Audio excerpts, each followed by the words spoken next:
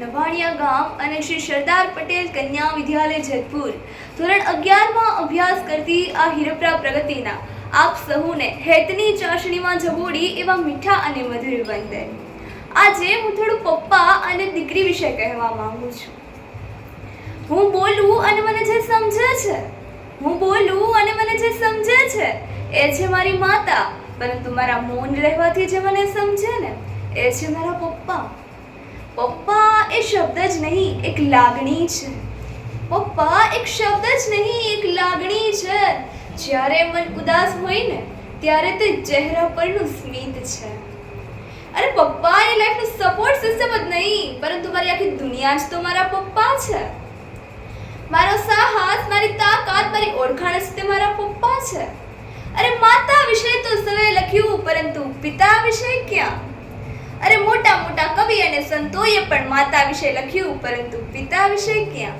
બાળક નાનું હોય ત્યારથી મોટું થાય ત્યાં સુધી માતાના નિબંધો આવે છે, પરંતુ પિતા વિશે ક્યાં?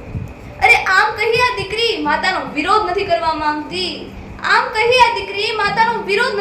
માંગતી, પરંતુ પપ્પાનો અર્થ સમજાવવા માંગે છે કે પપ્પા શું છે. હા, બાકી હું પણ તે કહું છું કે માતે માં બાકી બધા વગડા ના વા, પરંતુ સાહેબ બાપ તો બાપ હોય છે. જો તે સાથે હોય ને તો ગમે તેવડી મુસીબત તો શું, અરે મોટો સમુદ્ર પણ પાર થઈ જાય છે. પણ જો તે સાથે ના હોય ને તો આ નદી તો ઠીક છે સાહેબ, એક ખાબોચી ટપાતું નથી આપણાથી. મજબૂરી હતી એની એ હવે સમજાય છે, ને તો 5 રૂપિયાના રમકડા હાટુ મારો બાપ મને હું રોવા દેતો હતો. ખિસ્સા ખાલી હતા ને કમાવા તે એકલા હતા, નહીં તો આખા જગની ખુશી મારી હથેળીમાં ના રાખી દે.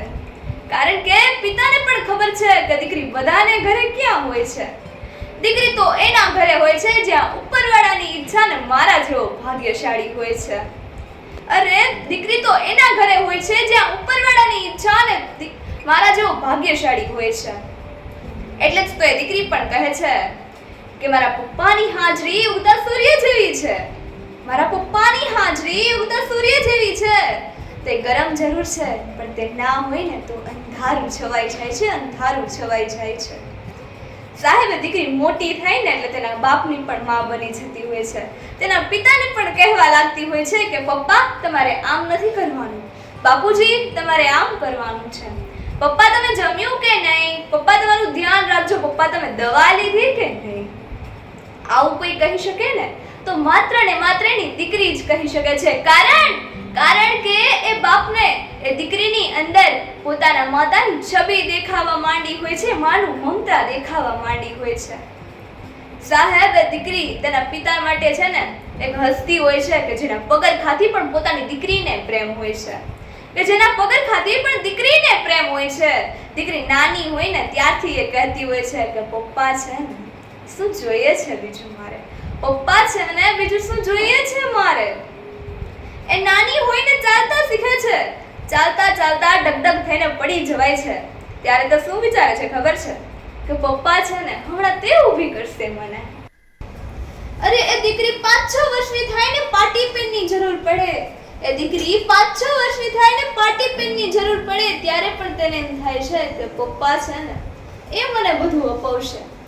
15-16 વર્ષની થાય છે અને હાઈસ્કૂલમાં આવે છે. નાના મોટા પ્રોબ્લેમ્સ થાય ત્યારે પણ તેને એમ થાય છે કે પપ્પા છે ને બધું સોલ્વ થઈ જશે. એ જ દીકરી કોલેજમાં આવી અને કોઈ દીકરા સાથે પ્રેમ કરે કે કોઈ ખરાબ કામ કરે ત્યારે તને કેમ નથી થતું કે પપ્પા છે ને તે તને તારો પ્રેમ ગોતી દેશે, તે તને સાચવશે. અરે દીકરી તું શું તારા 5 દિવસના પ્રેમ માટે તારા 21 વર્ષનો પ્રેમ ભૂલીશ? એટલે કે તારા માતા પિતાને ભૂલીશ જેમણે તને આવડી મોટી કરી છે, જેમણે તને ઉછેરી છે, જેમણે તારા મોજ શોખ જીદ બધું પૂરું કર્યું છે. એ શું તારા 5 દિવસનો પ્રેમ પૂરો કરશે બધું? અરે ના, એ તું દીકરી તું સપના જ જો. અરે બાપને ખબર હોય છે કે શું થાય છે. આપણે છીએ કે એક મનગમતી વસ્તુ આપવી હોય ને તો જીવ નથી હાલતો આપણો. આપણી કોઈ મનગમતી વસ્તુ માંગે ને તો દેતા જીવ નથી હાલતો. પરંતુ એ બાપ છે કે પોતાના કાળજાના કટકા જેવી દીકરીને કોઈ પારકા દીકરાના હાથમાં સોંપી દે છે, કે પારકા દીકરાના હાથમાં સોંપી દે છે એનો અનુભવ પણ નથી એ બાપને. વિચાર તો કરજો કે શું આ હાલત હોય છે, આ વેળા શું હોય છે.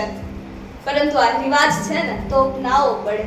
કહેવું તો બહુ સહેલું છે પરંતુ કરવું ને એ નહીં. કહેવું તો બહુ સહેલું છે પરંતુ કરવું ને એ નહીં. એ દીકરી છે કે જે ઘર છોડીને જાય છે.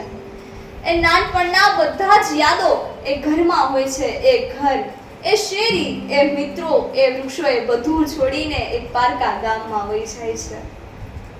એ દીકરીની જ્યારે વિદાય હોય ને ત્યારે દીકરીને પણ યાદ આવતું હોય છે કે જ્યારે હું નાની હતી ત્યારે હસતા હસતા આ ઘરમાં મને કંકુની પગલી પડાવી હતી.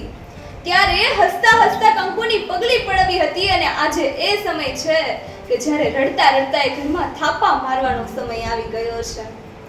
અરે આ દીકરીની વિદાય તો જો કેવી વેળા છે. આ એ પિતા છે કે જેની દીકરીને ખોવે છે, એના કાળજાના કટકાને ગુમાવે છે. જ્યારે દીકરીની વિદાય હોય ને ત્યારે પપ્પાની એક છેલ્લી ઈચ્છા હોય છે. ખબર છે શું? એ ઈચ્છા હોય છે કે મારી દીકરી મારી સામે પાછું વળીને એકવાર મને જુએ. પરંતુ એ દીકરી નથી જોતી, કેમ કે એ દીકરીને હજી પણ તેના બાપની ચિંતા છે કે જો હું પાછું વળીને જોઈશ ને તો મારા પપ્પાને છાનું કોણ રાખશે હવે, એમને છાનું કોણ રાખશે હવે. આમ ને આમ જાનું અને વિદાયના ગાડા આગળ ચાલ્યા જાય છે ને પાદરે જઈ ઊભા રહે છે.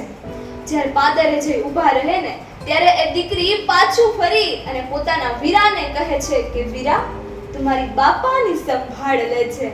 અરે આમ કહેતા તો નદીઓના છૂટા પડી જાય અને પંખીના સૂર ધીમા થઈ જાય છે. પાદરના ગોંદરાના વૃક્ષો લંઘાઈ જાય છે. આ છે એક દીકરી અને બાપનો સંબંધ. આ છે એક દીકરીની વિદાય. પપ્પા વિશે કહેતા તો શબ્દો ખૂટી જાય ને મારી જીભરડી થાકી જાય. પપ્પાના વખાણ કરતા મારા શબ્દો ખૂટી જાય ને જીભરડી થાકી જાય, પરંતુ પપ્પાના વખાણ ના ખૂટે.